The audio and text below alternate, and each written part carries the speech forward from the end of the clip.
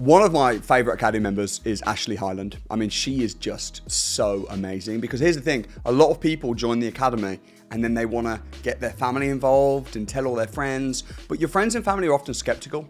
But what you want to do, and this is what Ashley did, is she wanted to get her daughter involved in her family.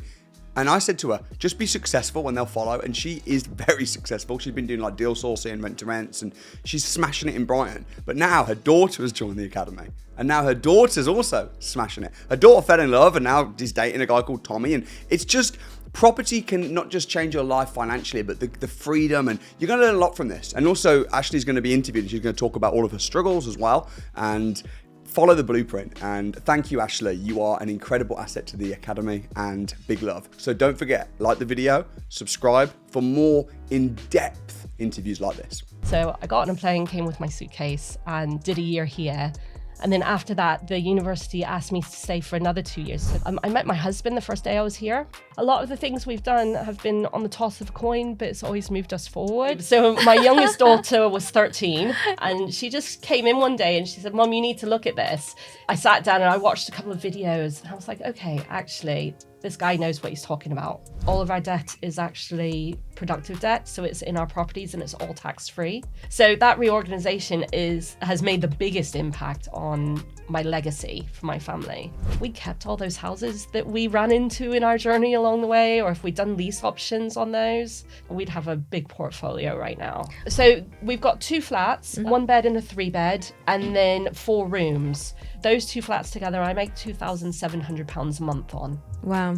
I was waiting on surgery for my foot and I was a phone call saying you have to go see a heart doctor tomorrow just to get signed off. And it turns out that only 20% of my heart was working. Hello and welcome to Samuel Leeds Success Stories. I'm your host, Patricia Masuda, and today I'm sitting with my very dear friend, Ashley Hyland. Welcome, Ashley. Thank you. Thank you. It's nice to be doing this. So. Honestly, it really is. And I've seen you grow so much in your property journey over the 2 and a bit years that you've been part of the Academy, right? Yeah. And along that journey, you've helped so many people. You're an inner circle leader at Brighton. You've brought in one of your children in, and she's absolutely killing it as well, Rosie. So today we are going to talk about, Ashley, your journey, what you were doing before property, how properties changed your life, and then sort of what's going to happen next, right? Sounds fantastic. Okay. So you are a fellow North American like I am. I'm from Canada, and you're from? I'm from North Carolina. So I'm from the United States in the South. United States in the South. And you've been in this country for how many years now? I think it's 33. It's quite a long time. Wow. Longer than I was there now. Yep. So. How old were you when you moved over? We tried to work it out this morning. I think I was 19 turning 20. Oh, a little baby. What brought you to the UK then? It was a dare. So one evening, my friend who had been to Cardiff, we were sitting and chatting, and he was a graduate in arts, and he sat down and he said, well, you can't be an artist unless you go to Europe. I said, okay, fair enough. And he said, I dare you to go and apply. So I went back to uni the next day and I sat down and I worked through all the stuff and I did apply, but I was actually too late. So I had a phone call from Sunderland and they asked me to come over and offer me a scholarship just to come. I was already a scholarship student. I'd won an art scholarship, really hard thing to do in America. And to have a second art scholarship, you don't say no to that, to go to Europe. Mm-hmm. So I got on a plane, came with my suitcase and did a year here. And then after that, the university asked me to stay for another 2 years. So they kind of just gave me free tuition. And what they did was they exchanged it for teaching. So I did some mentoring and some teaching on the staff. And then they worked out how to do my university degree for me. So I left my scholarship in America, finished my scholarship here, and got my art degree. Wow, that's crazy. That's like a movie. Yeah, and I got a chance to teach as well, you know, Amazing. and to teach along people who they moved north to retire. And so they were ex-London artists and just people at the top of their career in their final years of working. Yeah. And I taught alongside them and they taught me so much. So that was an opportunity that will probably never be replicated. And that's how I ended up staying. And then I met my husband the first day I was here. The first day? Yeah. Oh my So gosh. we just kind of ran into I need to take each notes other. on this. Okay, go on. We kind of ran into each other on the first day at uni. He's an artist as well as in his training. And we had this holiday romance. And I went back after 9 months, right? Thinking, okay, my year is over. And then he followed me and offered me a place to sleep on his floor, as teenage boys do. What a gentleman. I did that, and the school had offered me the chance to come back for 2 years, but I didn't have a place to stay at that point. So I came back, I slept on his floor for about 3 weeks, found my own house, and made a deal with the landlord for very low rent so that I could sleep in what would have been like the closet in these old stately homes. And just kind of helped look after the house for him. And then I had really low rent. I got a chance to come back over and study, and we were still together then. And we're still together now. So we ended up getting married and having children, and I've had my life here. Wow, and Brighton too. I love Brighton. When I came to your inner circle months ago, you were one of the first inner circles. And it was like, I'm like, I could live here. What brought you to Brighton? Were you attracted to it from, an art perspective? Stephen got a job down here, and we stayed where we were in Winchester, and he worked and he lived in a hostel for 4 days a week and then came home. But our landlord was made redundant and gave us notice. So we got an eviction notice because he wanted to move back into his house. He sold a house to have money to live on, and then he wanted to move back into his little house where we were living. So we had a very short time to look for a house in Winchester at the start of the school year, which is the hardest time. People were really fighting for houses in the right school districts there. And we looked there and we looked in Brighton, and we ended up finding a house that needed a lot of work. Again, we did a deal with the landlord. You'll find that throughout my story. Yeah. Someone had painted around all the furniture, terracotta on white, and they'd had smokers. So we did a really good deal with her and got the house. It was a house that no one wanted because, again, very difficult to find houses in Brighton. So we moved in, did up the house, and lived there for a couple of years. So wow, that's how we ended up here. It was just kind of, a lot of the things we've done have been on the toss of a coin, but it's always moved us forward. So there has been a trend all the way through where property has been part of that tool in our toolbox for moving forward. So let's talk about property.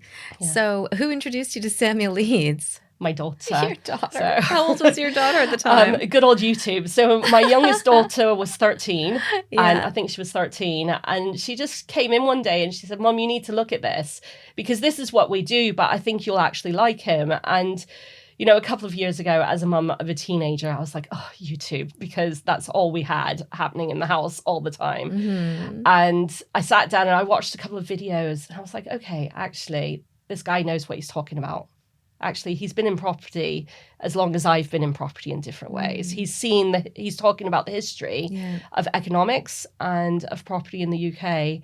And it makes sense because I did a stint working in economics for in Cardiff at the university. And I thought, okay, this makes sense to me. Everything he said is true. And that's the first time that I'd run into that. So I'm not one of the people who went out and thought, I'm going to go do property. I'm going to look at all these different people to teach me. Everything we've just done by looking at the things other people did around us so far and just taking a chance and having a go at it, looking at where other people made money and just copying what they did. But they weren't the best strategies. And I knew that finding the right legal guidance is quite difficult out there in the world, both in art. I think I've had to write every contract for every gallery, for every exhibition, for everything, all the way through my life. I've had some background in work that kind of, because I took a lot of admin jobs in different places. Like I worked for Peacocks when they went from 250 stores to 500. Oh my goodness. 1 year. I worked for the estates department for the director. And so I read a lot of legal paperwork. And because of that, I've always been the person who has the knowledge, but I knew that my knowledge wasn't enough to make sure that I did things the right way. So I actually got in touch and came into it for the paperwork. I didn't come into it for the education or anything else, because like most people, I thought that I knew what to do. I thought I knew what I was doing because I had done things that worked. Everything we'd ever done had worked for us. So I had no idea about most of the new strategies that exist about serviced accommodation, about buy, refurbish, refinance. We'd always sold, we'd always flipped, because we were doing the things that other people did that seemed to work. But actually, if we kept all those houses that we ran into in our journey along the way, or if we'd done lease options on those, we'd have a big portfolio right now. Well, you are on your way to that portfolio, right? Yeah. How many properties do you have control over? 7. What were your first impressions when you joined the academy? Was it kind of what you thought it would be, or was it different? I came into the academy at a point where before we had the app and before we had onboarding. So I kind of was introduced, I was just told, listen, you're going to get all the paperwork and you're going to enjoy every second of it. And you really need to go do the training. And Ricky was involved in one of the days that I did, and he sat down with me and talked about my art business with me. And through that one meeting, I realized that to do property well, I needed to organize my art business. And that's why I went and did, which is why everything in art then exploded as soon as I joined the academy. Amazing. Because I'd already organized it in the few months before I joined the academy. So I took a couple of months out after the first introduction that I had, and I just got myself organized. And then I came into the academy. I had no idea about the dinners, about the social events, about how much education there was, and the width and depth of it, that things that I touched on personally already, commercial, change of use, planning permission. I had no idea all of that would be there. Yeah. But those aren't the most useful things to us so far. Obviously, serviced accommodation has been from the education standpoint, because we have a lot of properties that are serviced accommodation now. But actually, things like the tax courses, because we've rearranged our lives. And we really needed to do that. We needed to make ourselves tax efficient so that we could become high earners. Yeah. So not being tax efficient keeps people small, because they're afraid of paying tax. They're afraid of moving forward. They're afraid that they won't have enough. Right. And so they stay where they are. They stay small. But that reorganization has just opened up everything that we can do now. We've paid off debt through that. We all of our debt is actually productive debt, so it's in our properties and it's all tax free now, interest free, and it's tax free, which is brilliant. So that reorganization has made the biggest impact on my legacy for my family, I think, and that's something that people don't talk about with the academy. That there are all of these other little parts to it. Being able to talk to an accountant. That help people all the organized. Support, the services, everything is there for you, isn't it? Yeah. I mean, you've seen it grow in the last over 2 years, right? So, and you've been part of that for the academy members, being there, a person of support, a person of encouragement, positivity. You're such a strong force in Brighton as an inner circle leader, and just talking about Brighton all the time. I mean, it just puts Brighton on the map for the academy. That's definitely happened over the last year. Right? It definitely has had happen. And Samuel has really personally supported that as well, both by deciding out of the blue to have an inner circle in Brighton, and also just keeping tabs on it and seeing what the market's doing there, because it is a really good market. Yeah. There's a lot of growth there. Half of London is moving to Brighton. So house prices have consistently grown over the last 15 years. Yeah. And it's a desirable place to be. But that means that people are coming down, they want to stay there as well. Yeah. And it's that's where you come into play, right? Yeah. Exactly. So tell us about your deals. What was the first deal that you kind of secured? How did you get it? What were the numbers? The very first deal I secured, was in Lewes, which is near us. And a deal seller rang me and just asked for my advice. But I realized that the property was in a brilliant place in Lewes because it was outside of the roundabout in the city. So you didn't have to go all the way through all of the traffic where, you know, there were always accidents and traffic and roads are constantly being rebuilt. You could just stay over here on this roundabout at the edge and walk into town in 3 minutes. So I saw the site was fantastic in an old brewery, beautiful building. And I just turned around and said, actually, I'm going to buy the deal. Now, we always talk about not buying your first deal from a deal seller. Yes, but I was going to say. no one could have known what was going to happen with this property. Because actually, there was a leak underneath the floor of my apartment into the commercial unit below. So there were 2 leaks. One was from the kitchen, and it was just steadily leaking in and causing lots of damage. And the landlord knew that, and there was actually a lawsuit in place. So what we ended up with was a disreputable You were suing landlord. the landlord? No, the landlord was being sued by the commercial property. By the commercial property? Because she wouldn't get fixed. But also, there was a sewage leak into the other commercial property underneath the bathroom. Oh, no. So we got that fixed when they came and told us Yeah. immediately, you know, and it was all invisible. So we got that fixed. But the kitchen, when all of that came to light, then we used the solicitor that you get with the academy. And Tatiana. yeah, Tatiana, and we did a notice of breach of contract and we left very quickly. Yeah. We'd gotten to know the management company really well because we, you know, were very open and we were helpful with them. And they'd done other work on the building. We'd made it really easy for them to have access. And so they told us what was going on. And that they gave us some notice so that we could move everyone, re-site our guest, and move everything out. So that was my first deal. Okay. We lost $1,500 on it. Okay. So luckily it was minimized. Yep. It was mitigated. We had That's someone in literally from day one. So we advertised it before it was even ready. Yeah. Someone moved in the day that it was ready. Amazing. And we had it for 6 weeks. Okay. So that was That's my first okay. deal. And then we kind of recoiled and we licked our wounds. And it was good. The academy was really good for that. The dinners got me through a lot of that. And I it's remember you really would always hard. hop up on stage at the dinners when Samuel used to give us all who wants to, the first 20 people get 20 seconds.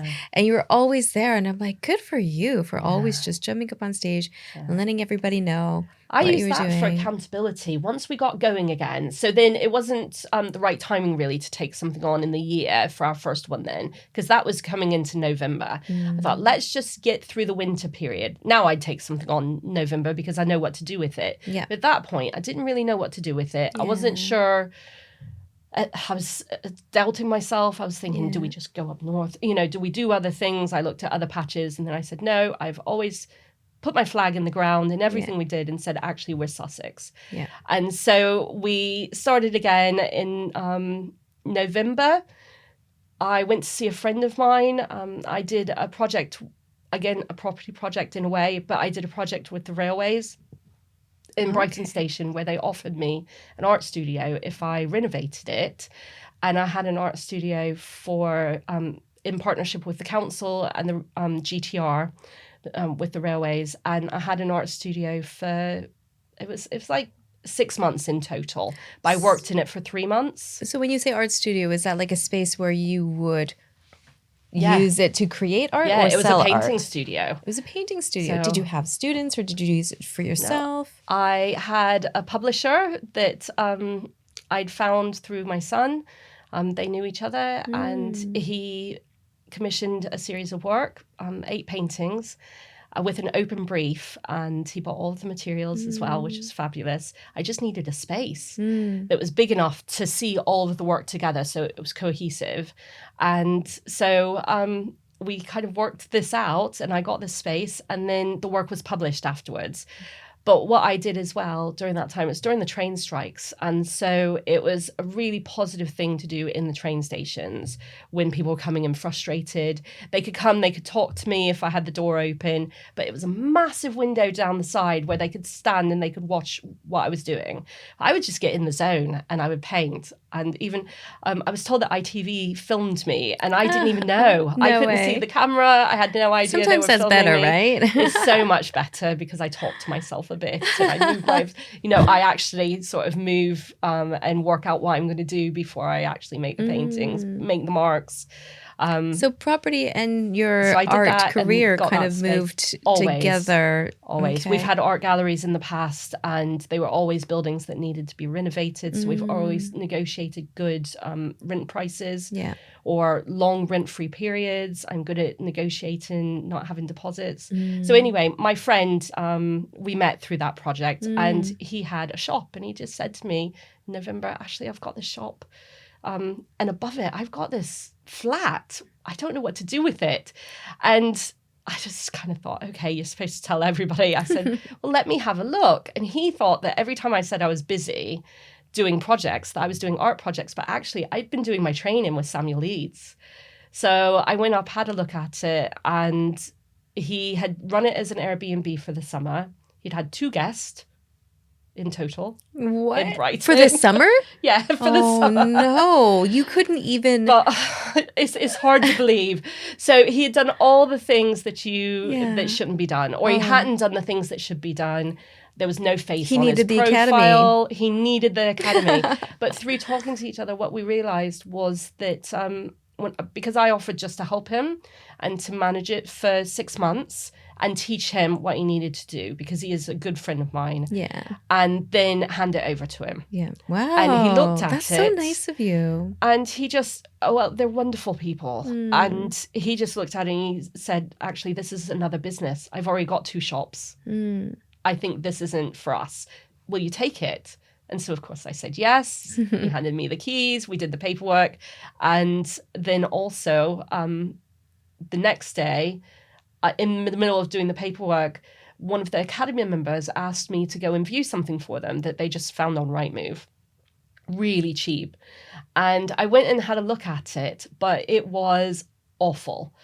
Oh, the basement no. was flooded, and that was one of the 2 rooms that was listed. Oh, no. It was awful, but and it really needed redecorating. But the fabric of the building was okay in the other bits. It was just this flat was really bad. So I said, no, you can't sell this as a deal. You'll get chucked out of the academy. No one will ever work with you again. You can't do it. But I'd met the landlord and he and I got on really well just in the 2 minutes that I was there. I just said to him, if you ever need anything, give me a ring. And I just had this gut feeling. So I went home and I spoke to the academy member. I said, how do you feel about me paying a finder's fee for this landlord? Because I feel like I could learn a lot from him. And he said yes, and I paid him a £500 finder's fee for this landlord. And I hadn't seen anyone do that before, but I'd seen Samuel on What do you mean? stage. Just for the connection? For the connection. So you can continue communicating with the landlord directly. Yeah, so that if I ever do anything with him in the future, then we're free from this, because all I did was turn up but he'd introduced me to him. Right. So an introduction fee, basically, to the landlord. Right. And then I the love landlord that. rang me that evening and said, the girl upstairs said she's going, and she told the agents that she was going, but they haven't told me, and she's going in 2 days. Do you want the flat? Wow. So I took it sight unseen. Oh my gosh. Would you recommend that? No, don't ever do that. I took it sight unseen, so I got 2 sets of keys in 2 days. Yeah. Now, this is why my I used to get on gosh. stage, because I really needed accountability. Yeah. And then in January, so that was November the 24th or something, 1st of December. In January, on the 1st, the girl downstairs, I'd been helping her with the plumbing in this old Victorian building. And she rang me and said, do you want my flat? I've already rung the landlord. Do you want it? She'd been running a pretty successful Airbnb, but she was just fed up. She wanted something brand new. She didn't want culture and character. She wanted, and plumbing that has to be looked after. She wanted something brand new off plan. you Right. know? And so we bought that from her. And Okay. we just bought the furniture. So there was no fee on that. Okay. And then, so the hotel, So that was 3 in the space of a month. that's insane. That's got to be a That's- record, right? That's why I know other people have done other things, but that's why. That's amazing. And all of them needed work. Yeah. And there Everything you we've are. ever taken on or helped with has needed Yeah. work to bring it up to 5-star standard. Yeah. That's the secret. To take something that someone else has had a stab at Yeah. and to really turn it into something that feels like luxury Yeah. when you walk in. And all of these are really unique properties. We've featured the unique qualities in them, the marble fireplaces, Ooh, nice. the stair rails, the cornicing. You know, they've had the bare bones, but the one that Yeah. we took sight unseen hadn't been cleaned in 7 years properly. Oh, no. So underneath the grime, we found beautiful pink basins from the 50s. Oh, my gosh. So we did all the YouTube searching and found all the recipes that people use for cleaners to get rid of things and to clean things, all the specialist things people use. And we found this flat and then we painted every inch of it from the door in and retiled it. And, you know, we put a lot of money into it. However, those 2 flats together, I make £2,700 a month on. Wow. So that I'm financially free from those flats. Yeah. Did you list them on the portal under List Your Not Essay? yet, but I'm going to. You have Because to. they're I wanna full see right now. them. So we've been focused on the hotel, Yeah. on making sure that the So hotel let's is talk good about the hotel. and the full hotel's full. So actually taking Yeah. on a running hotel that's already full every night from day one is an adventure. Is the hotel in Brighton? It is. It's guest in the city and it's right down by the sea. It's 3 streets up from the pier and 3 doors up from the sea. Oh, my gosh. So it has side sea views in some of the rooms. How did you get this property? A year ago, someone who went through the academy years and years ago, you might know her. I don't know if your years overlapped, but she knew of us through other people who knew us because I've helped a couple of ex-academy members when they were moving their portfolio on to help move it on to other academy members. And I do that sometimes. Usually I don't charge a fee. I just connect people. Yeah. Kind of like that introduction fee Yeah. that I did with the academy member. And she approached us a year ago and the deal wasn't quite right. What So wasn't we turned right it about down. The deposit fee was a bit high Mm-hmm. and it was just for the hotel. So it was dependent on the 7 beds that were running at the time.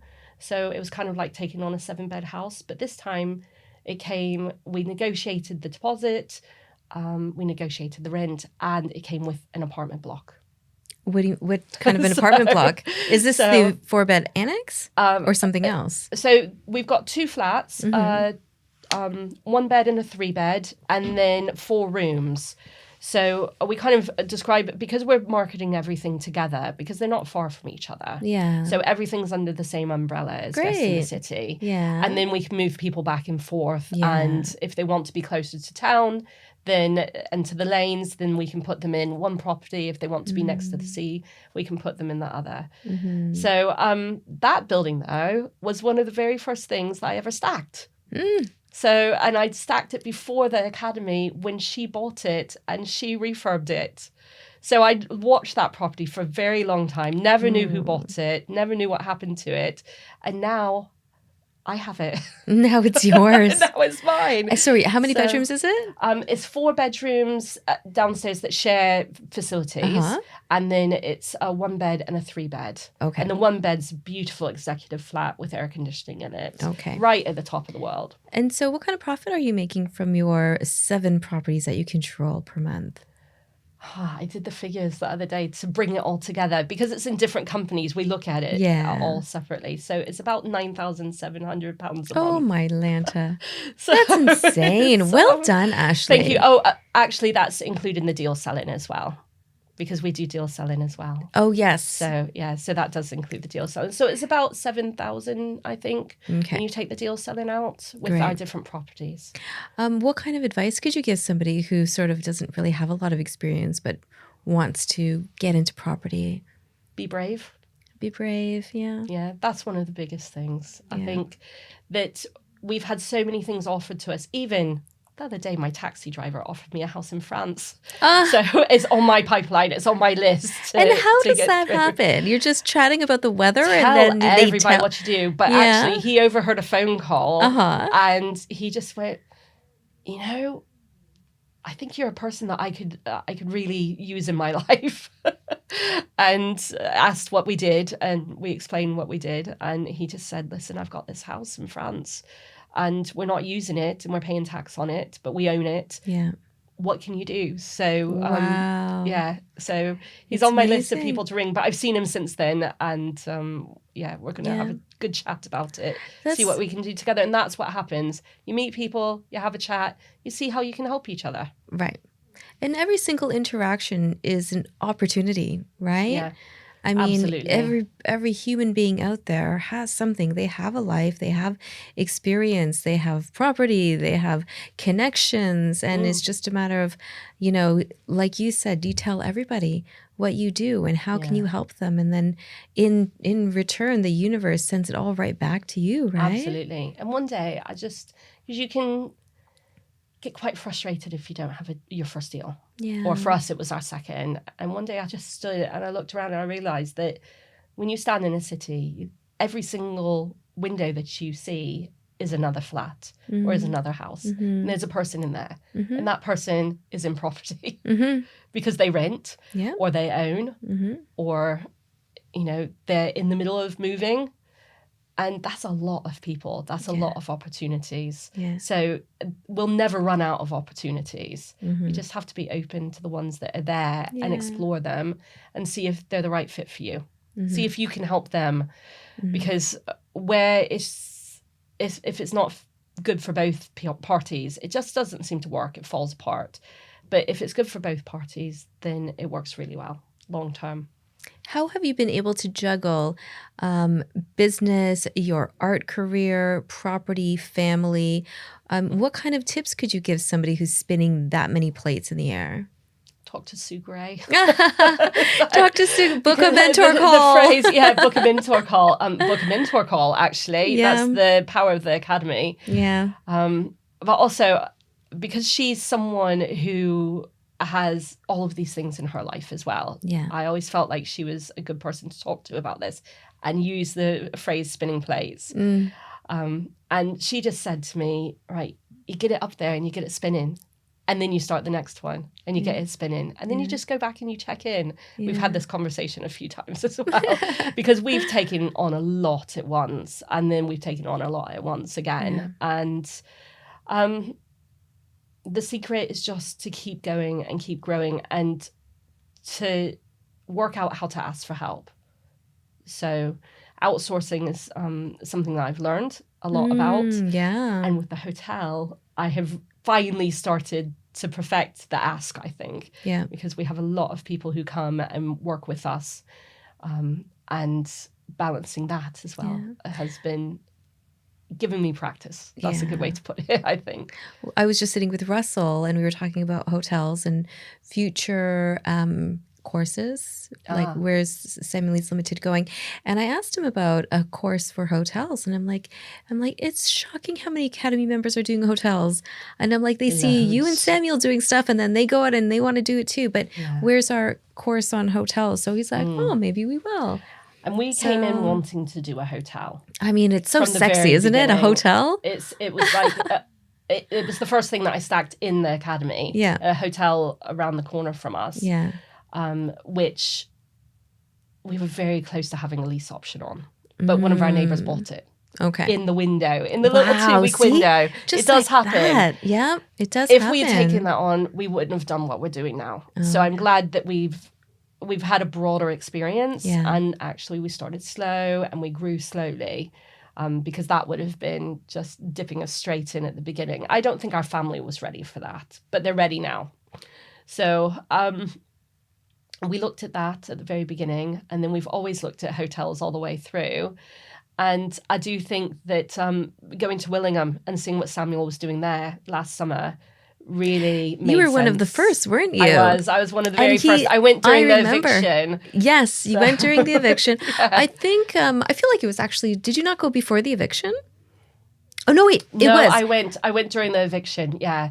Yes. And it was in such a new state at that point. There were parts of the ceiling that were still falling down. I remember. And I realised what a good deal that hotel was that we almost had, and why Tim was so excited, why Sue was so excited by it, because that hotel was intact. You know, the owner had been going in for 3 years and airing it every day and putting the heating on, even though it had been empty. And it literally, you could put sheets on the bed and we could have opened it. And so I could see what actually makes a good deal. So I think things that I was a little bit scared of are actually still a good deal. So there's money in muck, isn't there? Yeah. Are you coming to the Inner Circle social event? Inner Circle leaders only. Yes. Social event at Willingham House, right? Leaders only. That's going to be so good. So yeah. It is going to be good. It's going to be good to go back there again. And Rosie and I went together and spent 2 days there with Samuel as well. And you did the ACPP there? The ACPP there. Yes. So you've seen it in like the beginning stages, in the middle. You're going to see it in a few more weeks. Nosy questions. Yeah. And that has really impacted how we're going to run our hotel and what we're doing, how we're doing improvements. Yeah. It's a beautiful hotel. People have loved it. We have so many repeat visitors already. But we've seen things we can do to make it more and more attractive that we like when we go away. Yeah. Do you now go into hotels and kind of like look around as an owner operator now? You're kind of like, I could, that's a good idea. Oh, why did they do that? Do you look at them from the beginning? And actually Academy, because I've gone away a lot to different events, you know, I've got my camera out the second that I walk in, photographing things, videoing things. Yeah. I probably have all the material that you need to do videos for the Academy, because I've been in a lot of hotels now and just photographed all the little nice things that they do, and I've always stayed in nice hotels. Yeah. So Late Rooms was my friend before children. Late Rooms. What's that? I don't know if it exists anymore. It used to be a site. Is it like a last minute? Yeah. Okay. Yeah, I think it might be lastminute.com now. I think it used to be Late Rooms. Oh, okay. So we would just late on a Friday night, say 7 p.m, we would ring whatever place we wanted to go. Yeah. And quite often the nicest places save the nicest room for upgrades. Look at that. I didn't know that. And so we would go and stay in coaching inns and Michelin star places. Wow. And so we travelled really well in the UK before we had children. You're so smart. And loved it. We had a travel agent who told us about that. Yeah. That was across from one of our galleries. And she said, listen, let me sort you out. What have been some of the myths that people, just believe, but that you've discovered were untrue in property? In property in general. Yeah. Oh, can I start with, my children will never have property in Sussex. Why is that? Oh, I heard that for years. That's the myth. Panic. That's a myth. And it was such a panic. And so one of my first goals was to have 3 rent-to-rents, 3 flats for my children in case they ever needed to move into them. If they decided like they're done, they want to move out of home, or they get a partner and their partner doesn't want to live with us, or whatever it is, or they just want to go and be adventurous, I thought, okay, I'm going to secure 3 rent-to-rents. We're going to run them as a business. And then if ever my children need them, then I've got a place for each child. And they've got a place because it's hard to rent. And we just hear this over and over and over again. Young people don't make enough income to go and rent properties.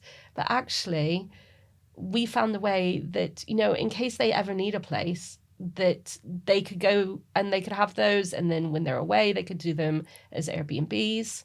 So they could travel as well. And I just thought, okay, this is what I'm going to do first. So when I came in and wrote my business plan, I was thinking about legacy. I was thinking about my family.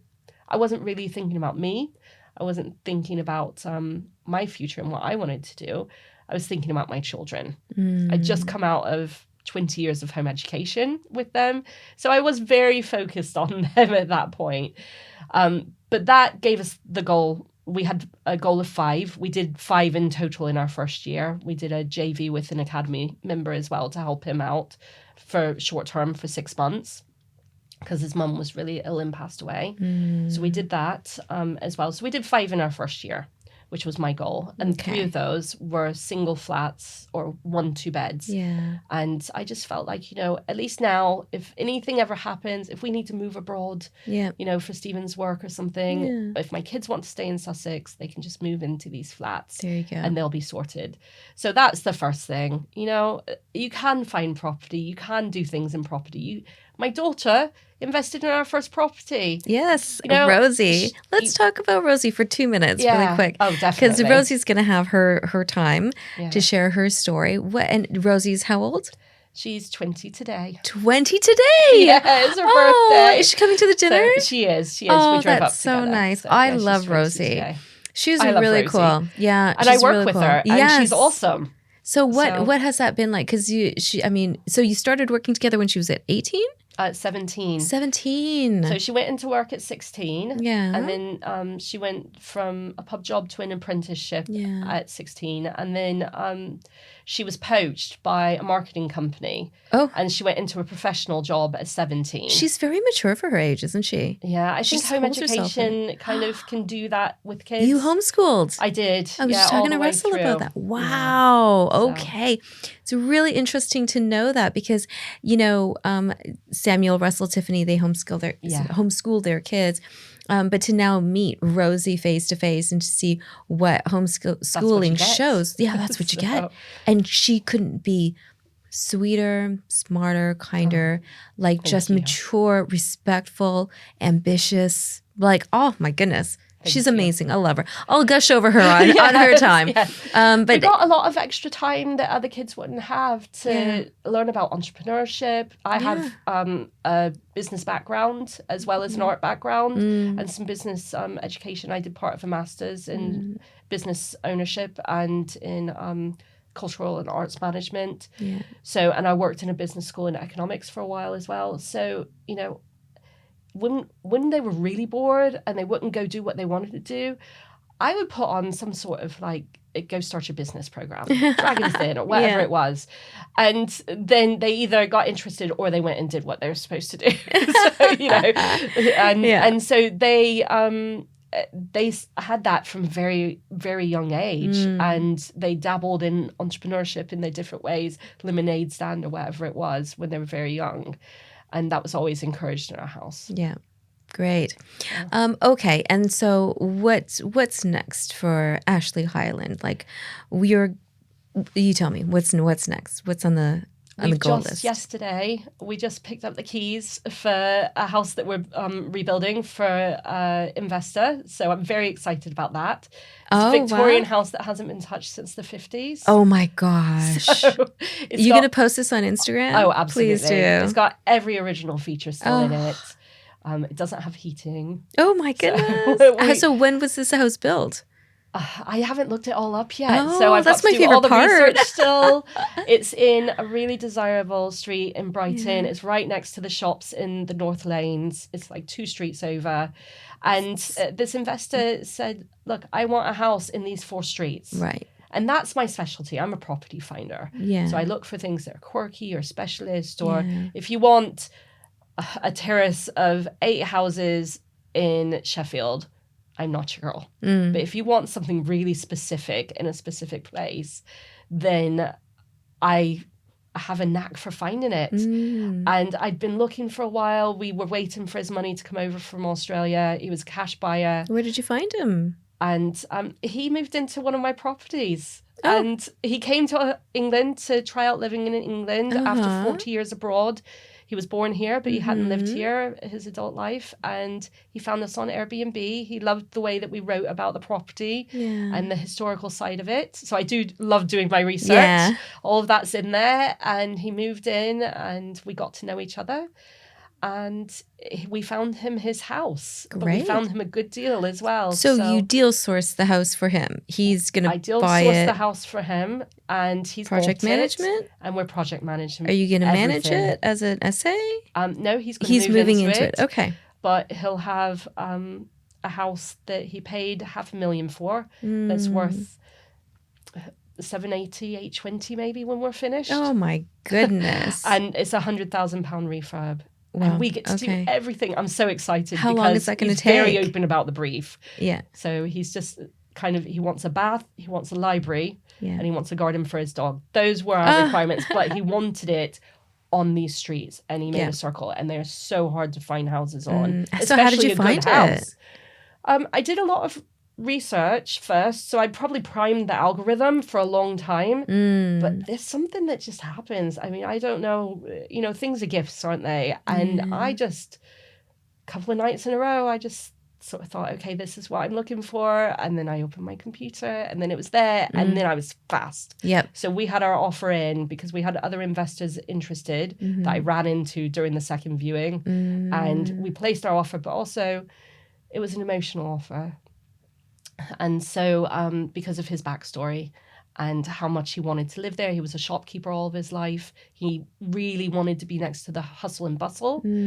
And so we just wrote about his journey, and that cinched it with the family. Oh, yeah. Isn't that wonderful? It made all the difference. Yeah. And so, we beat out the other investors. They accepted our offer, which is below the asking price. Wow. That paid my fee on its own. Yeah. And now we've got the keys.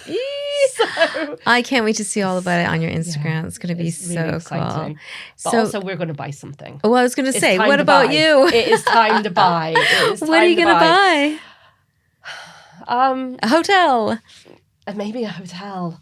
I think I'd like to buy it. We need something to buy that will pass residential, because we have the ability to buy something really large because of my husband's situation.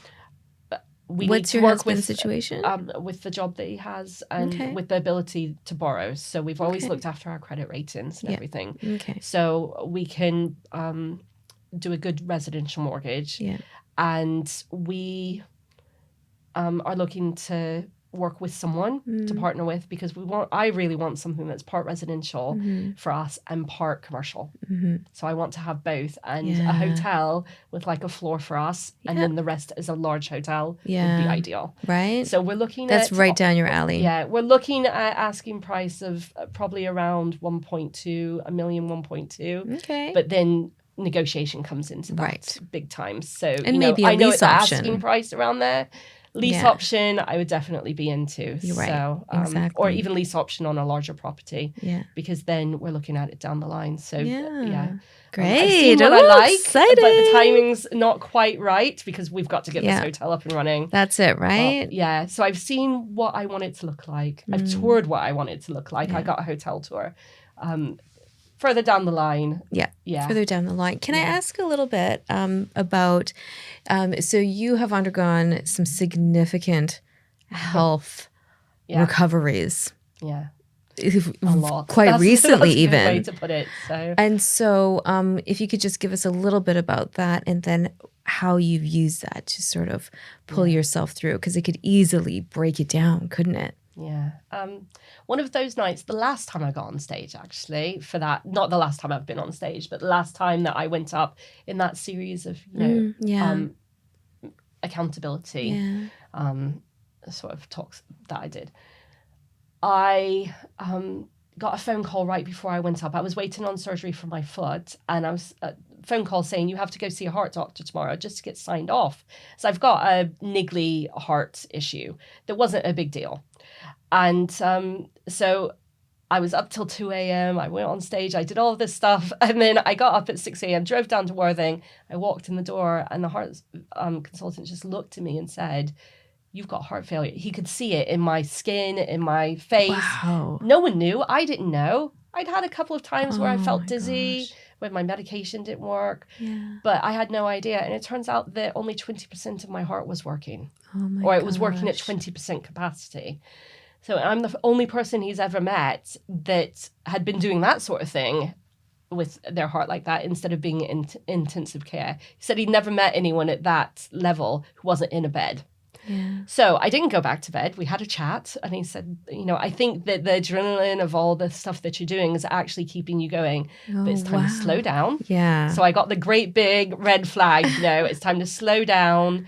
And he told me I had to have immediate surgery. Oh my gosh. Heart surgery, and my foot surgery was postponed, and that, suddenly my life's changed.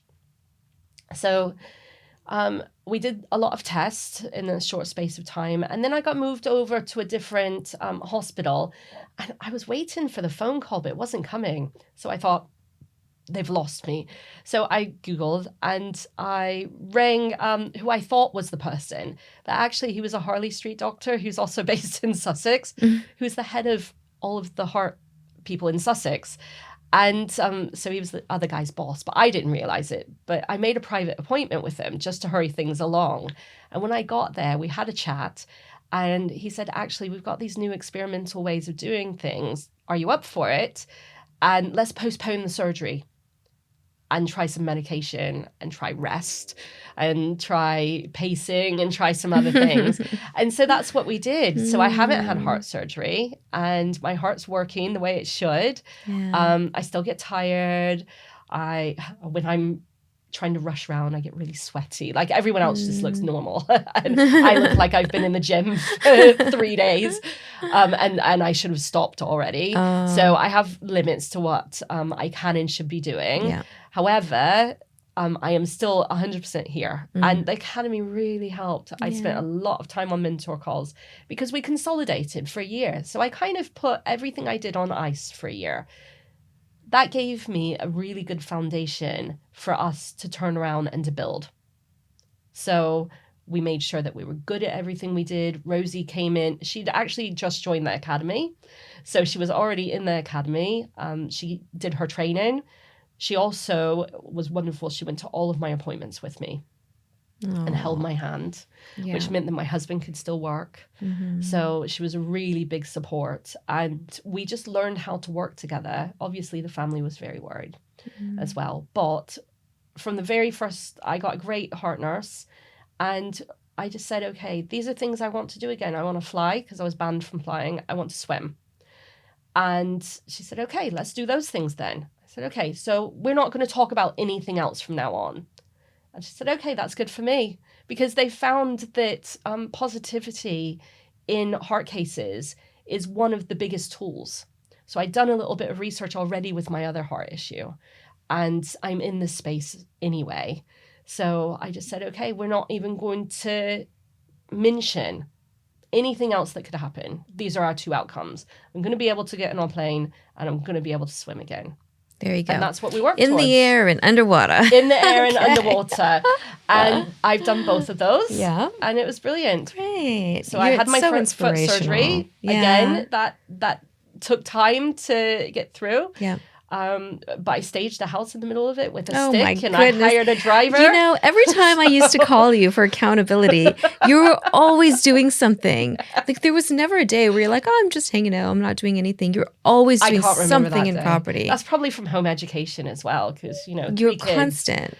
Always busy. Always there. So then I got on the plane. I went to Marbella. That was awesome. I went to Malaga. On the last day in Malaga, I fell and I broke my shoulder in 2 places and dislocated it. So like it's like you're just overcoming one and then there's another one. And that's how I felt. Like, okay, everything's done. Yeah. I've finally gotten better is what I felt like. I've finally gotten better. I'm getting ready. I took Atomic Habits with me. We talked about that earlier. Yeah. And I spent the week reading Atomic Habits and just relaxing and making plans. And then I think that was really good that I did that because on the plane, worried that I'd forget when they did the surgery, everything that I'd planned, I dictated it all into my phone for the 2 hours on the plane. Yeah. Full of all the drugs they'd given me for the plane. But I think, you know, I was so determined that when we got home, a couple of weeks later, we were offered the hotel again. And I said yes.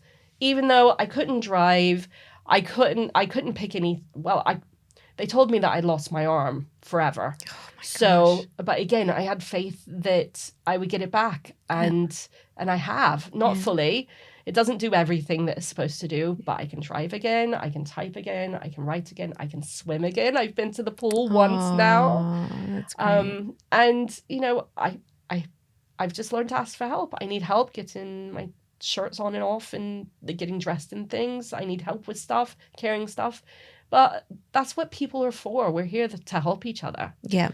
So Yeah, and you're such a helping person, so it's easy for other people to be like, "How can I help you, Ashley?" Right? yeah. Let's go from heart and feet and all that stuff. let's go to art. So, can we see this yeah. piece of art that you brought for us I today? brought this little painting with me. And so, tell me about your art. I mean, you were featured in British Vogue, Yeah. and you've got this, beautiful art career that you've been focusing on for decades. Art galleries showcasing your pieces back in the United States and around. So, how has art played a role in your your identity? I think we've had so many changes. We've lived all over the UK. I lived in America first. I've lived all over the UK.